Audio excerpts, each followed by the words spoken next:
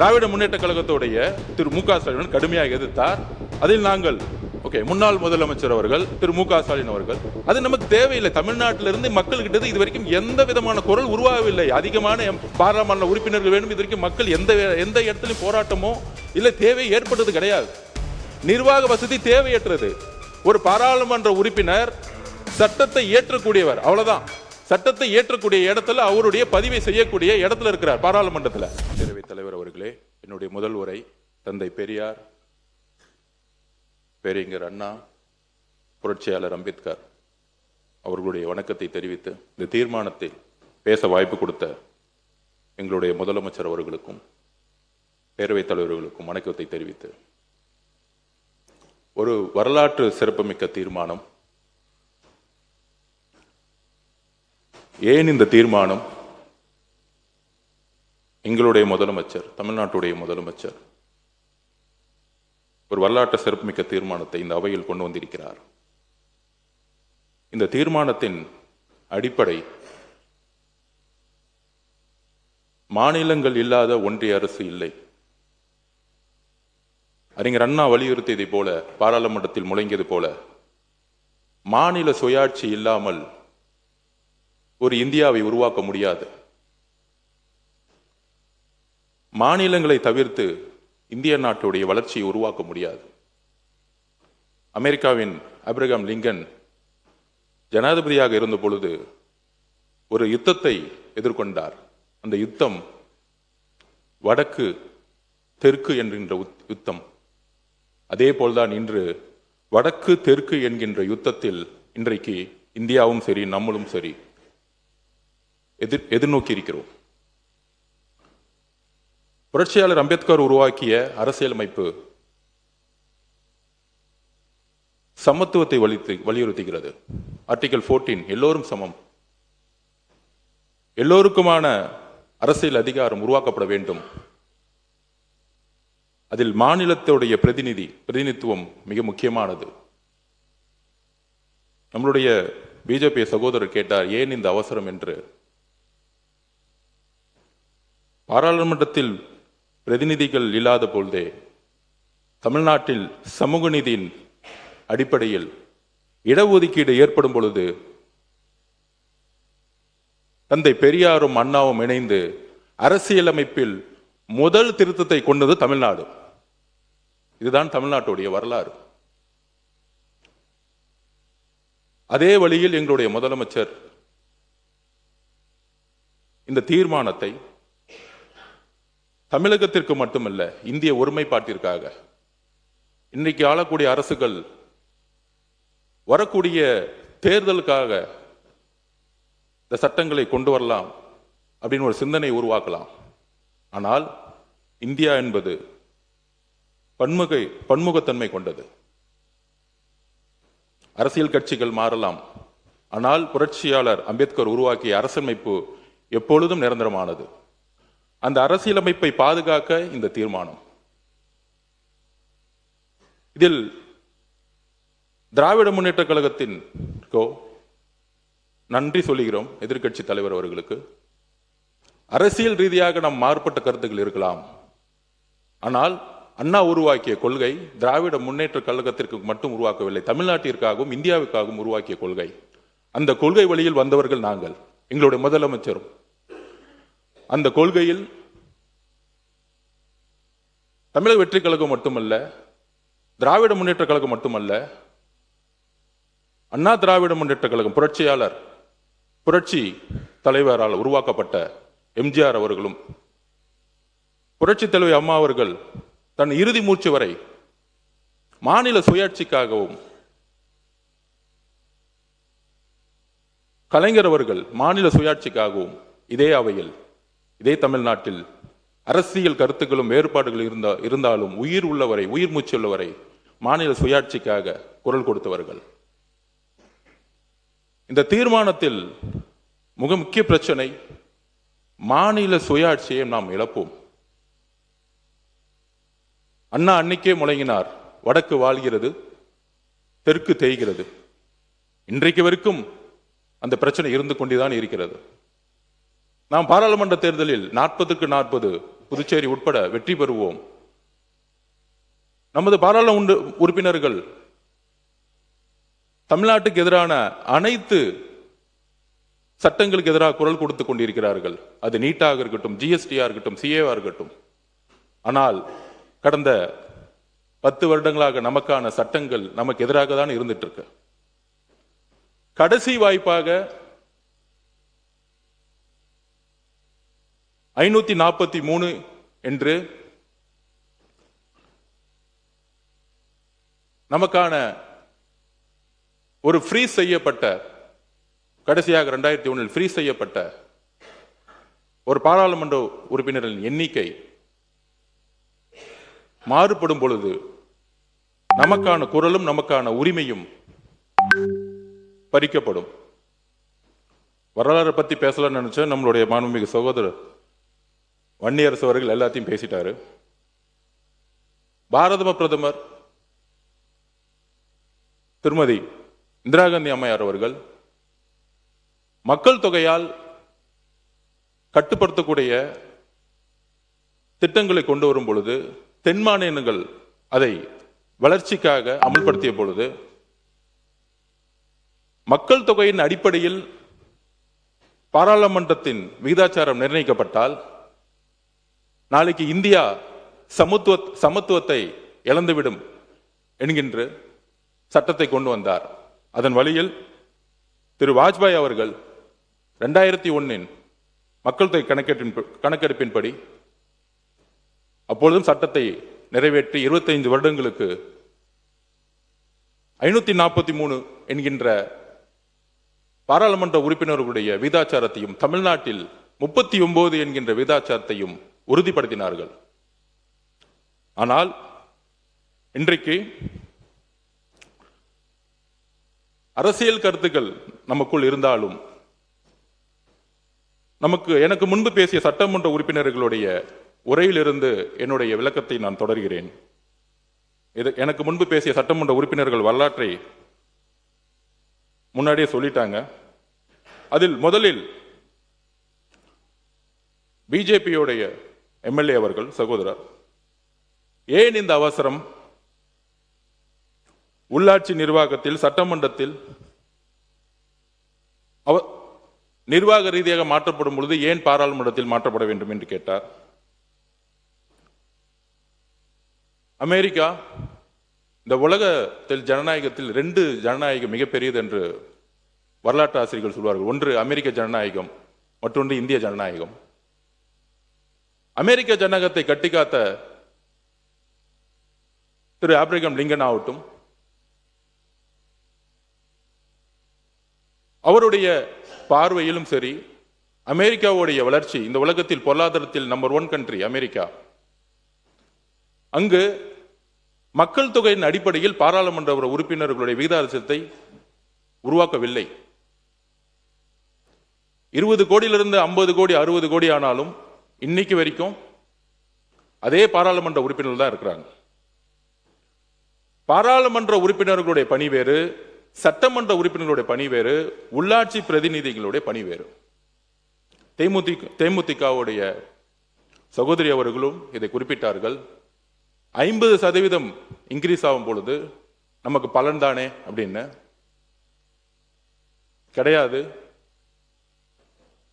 5-6 வட மாநிலங்கள் சேர்ந்தால் ஒரு பிரதம மந்திரியை உருவாக்க முடியும் என்கின்ற நிலை இன்றைய வரையும் இருந்துட்டு இருக்கு. அதை மாற்றப்பட வேண்டும். தென்னிந்தியாவில் இருந்து, ஏன் தமிழ்நாட்டிலிருந்து ஒரு பிரதம மந்திரி எதிர்காலத்தில் உருவாக்கப்பட வேண்டும். அதிகாரம் உத்தரப்பிரதேசுக்கோ பீகாருக்கோ குஜராத்துக்கோ மட்டுமல்ல. நம்மளுடைய குரல் சட்டமன்றத்தில் ஒலித்தது போல ஒரு நாள் பாராளுமன்றத்தில் ஒரு பிரதம மந்திரியாக ஒலிக்க வேண்டும். இதற்கு தான் இந்த தீர்மானம். நாம் பொருளாதாரத்தில் மகாராஷ்டிராவுக்கு அடுத்த இடத்துல இருக்கிறோம். ஆனால் சட்டங்கள், பாராளுமன்றத்தில் நடக்கக்கூடிய அனைத்து சட்டங்கள் ஏன் தமிழ்நாட்டுக்கு எதிராக இருக்கிறது? ஏன்னா நம்மளுடைய குரல், நம்மளுடைய அதிகாரம் மக்கள் தொகையின் அடிப்படையில் இன்றைக்கு வரைக்கும் செயல்பட்டு இருக்கு. இதுதான் மிகப்பெரிய பிரச்சனை. அப்ப அம்பேத்கர் உருவாக்கிய அரசியலமைப்பு இன்றைக்கு வரைக்கும் கேள்விக்கு உள்ளாக்கப்பட்டிருக்க. அப்ப இன்றைக்கு 3 வழி இருக்கு. முதலில் மக்கள் தொகையின் அடிப்படையில் பாராளுமன்ற உறுப்பினர்களை உயர்த்த நினைத்தார்கள். பாரத பிரதம மந்திரியாக இருந்த அம்மையார் இந்திரா காந்தி அம்மையார் அதை தடுத்து நிப்பாட்டினாங்க. அதுக்கப்புறம் பிஜேபி அவர் சகோதரர்கள் சொல்லுகிறேன், உங்களுடைய பிரதமர் வாஜ்பாய் அவர்களும் தடுத்து நிப்பாட்டினார். அந்த ஜனநாயகத்தை நாங்கள் மதிக்கிறோம். இங்கு காங்கிரஸ் பிஜேபி என்பது அல்ல. இன்றைய தீர்மானம் காங்கிரஸ் பிஜேபி என்பது அல்ல. இந்த தீர்மானம் மாநில சுயாட்சியும் இந்திய ஒருமைப்பாட்டையும் நிலைநிறுத்துவதற்கு. நாளைக்கு காங்கிரஸ் பிரதம மந்திரி ஆகலாம், பிஜேபி பிரதம மந்திரி ஆகலாம். பிஜேபி இருக்கக்கூடிய சட்டமன்ற உறுப்பினர் அவர்களுக்கு உங்களுடைய வழியிலிருந்தே சொல்லுகிறேன், நீங்கள் எந்திரித்து குரல் கொடுக்கிறீர்கள். 234 பேர் அவையில் இருக்கக்கூடிய ஒருவர் நீங்கள் குரல் கொடுக்கிறீர்கள். உங்களுடைய குரல் எங்கேயும் கேட்கவில்லை. உங்களுடைய வழி அது. இதே வழி நாளை தமிழ்நாட்டில் ஏற்படக்கூடாது. பாராளுமன்றத்தில் தமிழ்நாட்டுக்கு ஏற்படக்கூடாது, தென்னிந்திய மாநிலத்துக்கு ஏற்படக்கூடாது. நீங்கள் பிஜேபி இருந்தாலும் ஒரு தமிழராக உணருங்கள். இந்த தீர்மானம் எதற்கு என்று அரசியலுக்கு அப்பாற்பட்டு சிந்திக்க வேண்டும். அண்ணா அவர்களும் பெரியார் அவர்களும் புரட்சியாளர் அம்பேத்கரும் அரசியல் கட்சிக்கு அப்பாற்பட்டு இந்தியா என்கின்ற ஒரு நாட்டிற்கும் தமிழ்நாட்டிற்காகவும் சிந்தித்தார்கள். தேர்தல் காலங்களில் வெற்றி பெறுவதற்காக நாம் பல்வேறு அரசியல் களத்தில் நாம் சண்டையிடலாம். ஆனால் இந்த தீர்மானம் நீட்டை விட முக்கியமான ஒரு தீர்மானம். ஏனால் அந்த நீட்டை கொண்டு வரப்படுவதே பாராளுமன்றத்தில் அதிகப்படியான பெரும்பான்மை இருப்பதனால். யோசிச்சு பாருங்கள், நமக்கு 100 MP இருந்தா நீட் கொண்டு வரப்பட முடியுமா? ஜிஎஸ்டி கொண்டு வர முடியுமா? கொண்டு வர முடியாது. அப்ப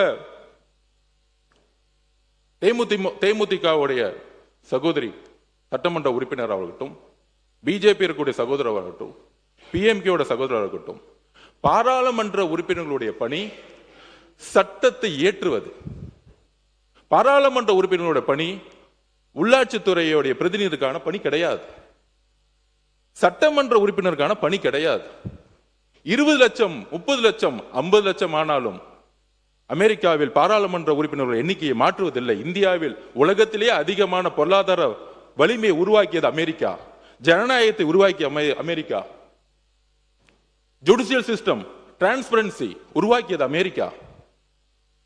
இதைதான் புரட்சியாளர் அம்பேத்கர் அரசியலமைப்பை எழுதும் பொழுது உறுதியாக சொன்னார். எல்லோரும் சமங்கின்ற ஒரு அரசியலமைப்பை உருவாக்கிய பொழுது அந்த சமத்துவத்தை உடைக்கக்கூடிய ஒரு சட்டமாகவும் வரக்கூடிய ஆபத்து இருப்பதனால்தான் இதை எந்த கருத்து வேறுபடும். திரு மு.க. ஸ்டாலின் அவர்கள் இதில் உடன்படுகிறதா அந்த முதல் குரல் கொடுத்தார். அதில் எந்த வேறுபாடும் கிடையாது. அதில் நாங்கள் ஆதரிக்கிறோம்.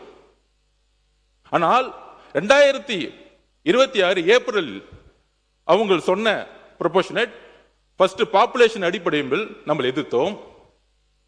அதுக்கப்புறம் நம்மளுடைய தமிழ்நாடு 7.18 அப்படிங்கிற ப்ரொபோர்ஷனேட் விகிதாச்சாரம் குறையக்கூடாது, விகிதாச்சாரம் உயர்ந்தால் வரவேற்கலாமா அப்படிங்கிற ஒரு குரல் வந்தது. அதையும் திராவிட முன்னேற்ற கழகத்துடைய திரு மு.க. ஸ்டாலின் கடுமையாக எதிர்த்தார். அதில் நாங்கள் அதான் சொல்றேன், எல்லா முதலமைச்சரும் இல்ல, இந்த பிரச்சனை இப்பதான் வந்துச்சு, அதுக்காக சொல்றோம். இந்த 2 வருஷமா தான் இந்த பிரச்சனை. ஓகே, முன்னாள் முதலமைச்சர் அவர்கள் திரு மு.க. ஸ்டாலின் அவர்கள் கடுமையாக எதிர்த்தார். திமுக எதிர்த்தது. எங்களுடைய தலைவரும் 2025 ஆண்டிலிருந்து இதுவரை 3 அறிக்கை கொடுத்திருக்கிறார். நாங்களும் எதிர்க்கிறோம். ஏன்னா இது அண்ணாவுடைய கொள்கை. அப்படி இருக்கும் பொழுது இப்பொழுது ஏன் இந்த பிரச்சனை அப்படின்னா, புதிதாக ஒரு பிரச்சனை 50% மாநிலங்களுக்கு கொடுக்கலாம் அப்படிங்கிற ஒரு கருத்து வருது. அந்த 50% இந்தியாவில் உள்ள எல்லா மாநிலங்களுக்கும் கொடுக்கப்பட்டால் பாராளுமன்ற உறுப்பினருடைய பிரதிநிதித்துவம் அதிகமாவதே, தமிழ்நாட்டுக்கு அதிகமாவதே, ராஜஸ்தான், மத்திய பிரதேஷ், உத்தரப்பிரதேசம், பீகார், மகாராஷ்டிரா இந்த மாநிலங்களை இணைத்தாலே இந்த 50% அதிகமாகும் பொழுது தேர்தல் அரசியலில் சுலபமாக மீண்டும் வட இந்தியாவின் ஆதிக்கம் உருவாகும். 50% உயர்த்தினாலும் உருவாகும். அதனால் இன்றைக்கு ஃபேர் டீலிமிட்டேஷன் ஃப்ரீஸ் டீலிமிட்டேஷன் முக்கியம். ஃப்ரீஸ் டீலிமிட்டேஷன் பாரத பிரதமர் இந்திரா காந்தி அம்மையார் அவர்கள் உத்தரவாதம் கொடுத்து சட்டத்தை இயற்றியது போல பிஜேபியோடைய பாரத பிரதமர் வாஜ்பாய் அவர்கள் சட்டத்தை இயற்றி மாநில சுயாட்சிக்கும் இந்திய ஒருமைப்பாட்டிற்கும் பாதுகாப்பு கொடுத்தது போல எங்களுடைய முதல்வர் ஏற்படுத்திய தீர்மானம் இந்திய ஒருமைப்பாட்டையும் தென் மாநிலத்துடைய பாதுகாப்பிற்கும் இதே 543 தொடர வேண்டும். இதுதான் எந்த வழி வந்தாலும் அது மக்கள் தொகையின் அடிப்படையிலேயோ இல்ல விகிதாச்சார மாற்றத்தின் அடிப்படையிலேயோ எல்லோருக்கும் சமமான விகிதாச்சாரம் என்று கொடுக்குவோம் என்ற உத்தரவாதம் இருந்தாலோ இல்லை 50% அதிகமான எண்ணிக்கை கொடுத்தாலோ அது நமக்கு தேவையில்லை. தமிழ்நாட்டிலிருந்து மக்கள் கிட்ட இது வரைக்கும் எந்த விதமான குரல் உருவாகவில்லை. அதிகமான பாராளுமன்ற உறுப்பினர்கள் வேண்டும். இது வரைக்கும் மக்கள் எந்த இடத்திலும் போராட்டமோ இல்லை தேவை ஏற்பட்டது கிடையாது. நிர்வாக வசதி தேவையற்றது. ஒரு பாராளுமன்ற உறுப்பினர் சட்டத்தை ஏற்றக்கூடியவர், அவ்வளவுதான். சட்டத்தை ஏற்றக்கூடிய இடத்துல அவருடைய பதிவை செய்யக்கூடிய இடத்துல இருக்கிறார் பாராளுமன்றத்தில். அதனால நிர்வாக வசதிக்காக நமக்கான பிரதிநிதித்துவம் கிடைக்கும் அப்படின்னு சொல்லக்கூடிய ஒரு தவறான வட இந்திய ஆதிக்கத்தில் நாம் வீழ்ந்து விடக்கூடாது என்பதற்காகவே இந்த தீர்மானம். இந்தி பேசும் மாநிலங்கள், நன்றி, இந்தி பேசும் மாநிலங்கள், வடகிழக்கு மாநிலம் எடுத்துக்கொள்ளுங்கள். வடகிழக்குல 7-8 மாநிலங்கள் இருக்கு. ஏன் அவர்கள் குரல் பாராளுமன்றத்தில் ஒலிக்கவில்லை? பிரதிநிதித்துவம் இல்லை. நாளைக்கு வடகிழக்கு மாநிலங்கள் போல தென் மாநிலங்களும் ஆயிடக்கூடாது. அதுக்குதான் இந்த தீர்மானம் முதலமைச்சர் கொண்டு வந்திருக்கிறார். அடுத்த 100 வருஷத்துக்கான அரசியல் மாற்றப்படும். அடுத்த 50 வருஷத்துக்கான அரசியல் மாற்றப்படும். நாம் சமூக நீதி அடிப்படையில் கல்வியை உருவாக்கினோம், உயர்கல்வியை உருவாக்கினோம். அதிகமான மெடிக்கல் காலேஜஸ் இருக்கு. நமக்குள்ள போட்டிகள் இருக்கலாம், அரசியல் சண்டைகள் இருக்கலாம். வளர்ந்த மாநிலமாக இருக்கிறோம். ஆனால் அந்த வளர்ச்சி அரசியல் ரீதியாக வெற்றி பெற வேண்டும். இன்றைக்கு நம்மளுடைய அண்ணன் தங்கம் தென்னரசனுக்கு தெரியும், ஏன் எங்களுடைய நிதியமைச்சர் இருந்தவர்களுக்கு தெரியும், நம்ம ₹1 கொடுத்தா நமக்கு ₹40 திருப்பி கொடுக்கிறாங்க. ஏன்? நமக்கான அதிகாரம் கிடையாது. ஓகே, 29 பைசா, 29 பைசா. அப்ப ஏன்? இதுதான் நமக்கான அதிகாரம் இல்லை. நாம் உழைக்கிறோம், அதிகாரத்தை உருவாக்க முடியல.